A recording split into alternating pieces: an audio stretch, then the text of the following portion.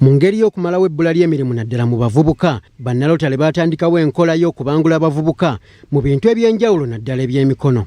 Kati olwaleero maama wa Buganda Namasole Damali Nantongo Muganzi alambuziddwa emirimu egikolebwa abavubuka abatendekebwa bannalotale y'e Bukeerere omuli abookya ebyuma, okufumba, okuzimba, okukola engatto n'ebirala nga bino babikolera ku ssomero lya St. Charles Lwanga SS Bukeerere. Namasole ategeezezza abafumba eŋŋano nti emirimu gye bayiga naye gye yakugukamu, bw'atyo n'abaako amagezi g'abawa n'okubalaga by'akola.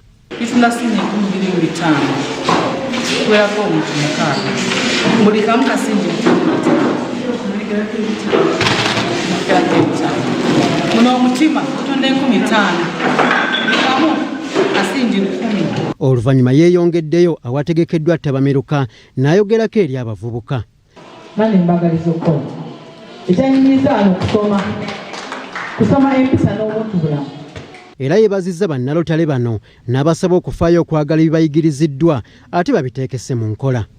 Anti bw'oba tolina ssente era oba tolina ky'oli mu nsi, era omuntu alina ssente oba omuntu omukozi yaba alina ssente, kuba ebintu byonna byetoolera ku ssente, obulamu ssente, okwambala ssente, okusomesa ssente, n'okuba obulungi olina okuba ng'okola nnyo okusobola okubeera obulungi. Ye Pulezidenti wa Lotale Kirabu y'e Bukeerere omulonde John Martins Kakooza alambuludde ku nteekateeka eno nti abavubuka batendekeddwa okutandikawo emirimu so si kuginoonya. Tuyigiriza abaana abasomye welding and fabrication ku ssaawa eno nga basobola okwokya enzigi, amadinisa, geeti, buli kimu basobola okyokya omuliro baguyize bulungi. Tuyigiriza abaana abasomye ebyokubeekinga, ebyokufumba, era abo basobola okugenda ne batandika bu bakery oba bu cottage industries. Basobola okutandika bulungi nnyo ne bakola products ez'enjawulo, bayiza okukola cakes ez'emikolo, birthday.